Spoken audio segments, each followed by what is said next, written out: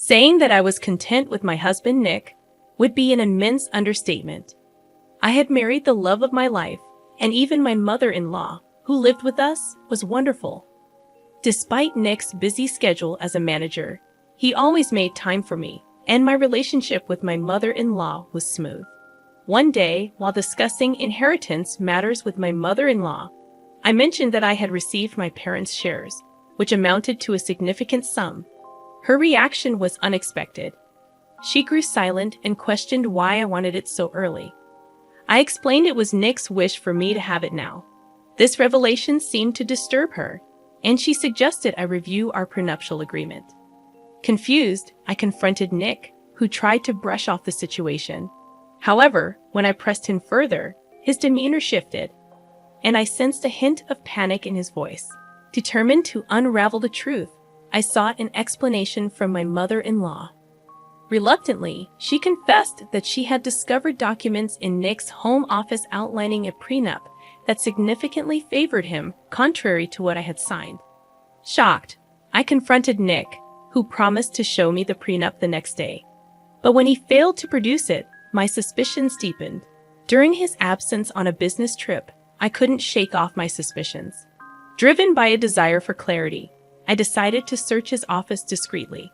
After days of searching, I finally found our prenuptial agreement hidden away, raising more questions than answers. Rage coursed through me as I pored over the document. According to this new version of our prenup, most of my properties would be his in the event of a divorce. I was utterly incredulous. The prenup I had signed with Nick, the one my lawyer and I had carefully reviewed, was nothing like this. It had outlined fair terms, where we retained rights to our personal properties and shares. Nick had seemed completely fine with it. I couldn't fathom how he had orchestrated this deceit behind my back. I immediately called my lawyer from back then, hoping for a solution. However, he seemed as clueless as I was, leaving me feeling utterly hopeless. Frustration and stress consumed me. Aimlessly pacing around the office, I stumbled upon a necklace in one of the drawers, unmistakably Molly's. A custom design I had gifted her for her birthday. My heart plummeted. Trying not to jump to conclusions, I called her. She explained she was visiting her parents and wouldn't be back for 2 days. I hung up and rushed to her house, my dread escalating as I saw Nick's shoes next to hers at the door. Inside, I confronted Molly, my voice laced with fury, demanding Nick to reveal himself. Both of them stood before me, guilt etched across their faces. They began to apologize, but their insincerity was palpable. My husband and my best friend desperately spun excuses, their lies struggling to find any semblance of believability. I waited until their feeble attempts to cover up their betrayal ceased. Holding the prenuptial agreement in my trembling hands, I confronted them. I demanded an explanation from Nick, his initial shock quickly transforming into composed denial. He insisted that the document I held was the original one. Refusing to be deceived again, I stood my ground, threatening legal action against him for altering the prenup. Nick scoffed, dismissing my threats, claiming there was no proof of the fabricated version. Realizing I needed legal expertise, I resolved to find a knowledgeable attorney to fight back. My gaze shifted to Molly, who attempted to leave discreetly. I erupted in fury, accusing her of betrayal. In a moment of satisfaction, I slapped Nick hard. But he retaliated, blaming me for his deceitful plans. He asserted he intended to divorce me while preserving my feelings by keeping everything else intact. His manipulative words twisted the truth, making me question my own judgment. The betrayal cut deep. These were two of the people I trusted most, and their collusion left me feeling nauseous. As I processed the shock, Molly's son's cries echoed from another room. Dread consumed me as I confronted Molly, asking if Nick was the baby's father. Neither of them could meet my eyes, confirming my worst fears. A year ago, when Molly announced her pregnancy, I had supported her unconditionally. Nick had been there for her too, seemingly out of kindness. Now the pieces fell into place, revealing a devastating truth. Returning home, uncontrollable tears welled up. I found solace in the embrace of my mother-in-law, who stood by me as I poured out my heart. Sharing the entire ordeal with her, I realized the depth of the betrayal. I contemplated whether delving into the prenup had been worth it. Unearthing this web of deceit had shattered my world, leaving me questioning everything. I find myself utterly lost, unsure of how to proceed or whom to trust. It has become incredibly difficult to place my faith in people. I am immensely thankful for the suggestions and advice many of you have given me. Nick didn't return home for an entire week, and truthfully, it was probably for the best.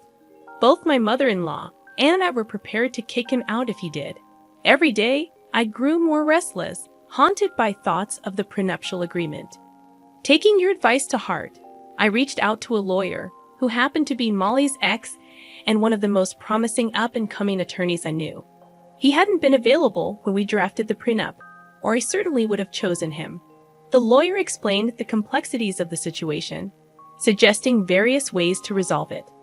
Ultimately, he proposed that convincing Nick to nullify the prenup was the best course of action. However, when I confronted Nick in his office, his response was unexpected. He professed his love for Molly and his desire to provide for their child. I was dumbfounded. If he cared so deeply for them, why did he need my money? My persistence in questioning him only led to threats. He even went as far as to threaten my job, exploiting his connections with my boss, who happened to be his close friend. In that moment, it was as if I didn't recognize him anymore. He had transformed into someone manipulative and cunning. I realized that divorcing him would mean losing most of my property, a prospect that left me feeling trapped.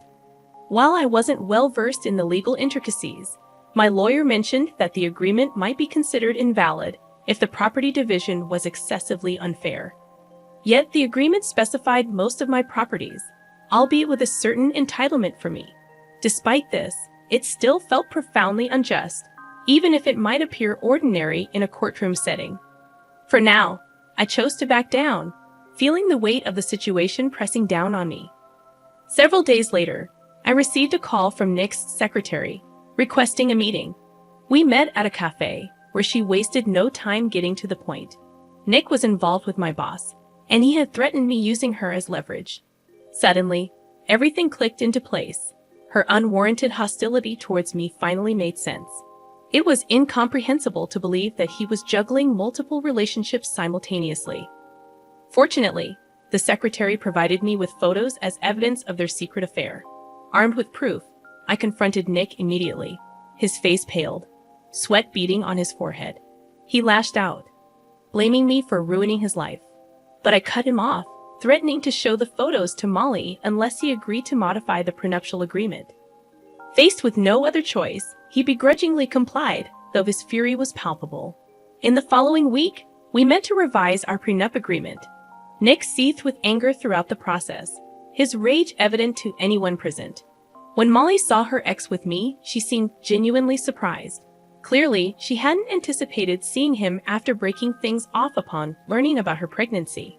After the prenup was successfully modified, I wasted no time. I filed for divorce, ending the toxic relationship that had left me broken and betrayed. Thank you, everyone, for your supportive messages.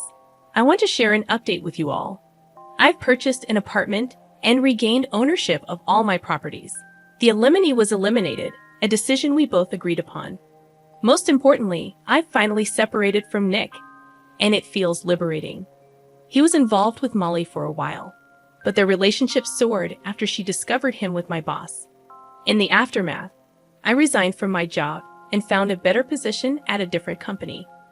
On a personal note, I've started a relationship with my lawyer, Molly, and things are going quite well. It seems that karma works its magic after all. Regarding my relationship with Chris's children, Eric, 17, and Alice, 15, it has always been respectful and caring. While they refer to me as their mother figure to others, they prefer not to use the title mom when we talk privately or in front of other relatives. I've never insisted on the label, valuing our bond more than a title. However, this became an issue with my mother-in-law. She persistently pressured me, believing I should be called mom by the kids, Despite my attempts to explain the distinction between being a mother figure and the title itself, she continued to push the matter aggressively. In a recent confrontation, my husband stood up for me, asserting that his mother's behavior amounted to harassment. I supported him and asked her to respect the children's choice in how they address me. Unfortunately, this stance led to criticism from other family members, friends, and even some acquaintances who believe we should comply with my mother-in-law's wishes to maintain family harmony. Am I in the wrong for not insisting that my stepchildren call me mom, and for not agreeing with my mother-in-law's demands? I can't believe your mother-in-law is suggesting that you should force your stepchildren into a specific parental relationship dynamic. It's almost laughable how she thinks you should have adopted them immediately after marriage and changed their last names to yours. The sarcasm aside, your approach is truly commendable. The way your stepchildren address you doesn't diminish the wonderful relationship you've built with them. I wonder if your mother-in-law's reaction stems from a fear that your lack of insistence on the title means you aren't attached to the kids. However, it's crucial to understand that the children's opinions matter most. If they want to call you mom, eventually they will, and if not, that's perfectly fine. By not pressuring them while offering unconditional love, you're doing the best thing for your relationship. You aren't their biological mother, so pushing them to address you a certain way isn't your place. The kids should have the freedom to express their preferences within the boundaries set by you and their father. If they choose to call you mom, it should be their decision. If they prefer using your first name, that should be respected too. Frankly, it's quite odd for your mother-in-law to get so worked up about this, especially after a decade into the marriage. I wonder if there might be something else going on with her health or emotions. Regardless, you're definitely not in the wrong here. I'm 26 years old, and I'm pregnant with my first child. My husband, Harry, and I are thrilled about it. We recently announced our pregnancy during a family party. Most people were excited for us, except for my sister-in-law, Jonah. She's 34 years old and happens to be best friends with my husband's ex-wife, Elisa. Elisa and Harry had a short-lived marriage in their early 20s, and it ended due to her infidelity. I met Harry almost 3 years after his divorce, and we hit it off instantly. We're now happily married and expecting our first child. However, Jonah believes that I somehow stole her brother away from Elisa, and that Harry still has feelings for his ex. Jonah frequently brings up Elisa in conversations with me, usually when Harry isn't around. While it was initially a minor annoyance, her comments escalated after I announced my pregnancy. She started suggesting that I should name our baby Elisa if it's a girl, which really bothered me. One evening, at a party celebrating Joanna and Theo's 5th wedding anniversary, she mentioned the Elisa name suggestion again. I lost my patience and publicly revealed something no one else knew. I loudly responded to Jonah, asking her if she wanted me to name my child after her high school sweetheart, Marcus, like she named her own son. Everyone at the party was shocked, including her husband Theo, who looked stunned. I felt bad about hurting him, but I couldn't tolerate Joanna anymore. Harry and I left the party immediately without waiting to see the aftermath. I felt awful afterward, especially when Harry supported me, as he felt I did the right thing. However, his mother called and criticized me for my outburst, saying that I should apologize to Joanna and claim it was a joke. I was already upset with Jonah's comments, and Harry's mother's call made things worse. I declined to apologize and told her to pay attention to what her daughter says to others instead. She also called Harry, and they argued about the situation.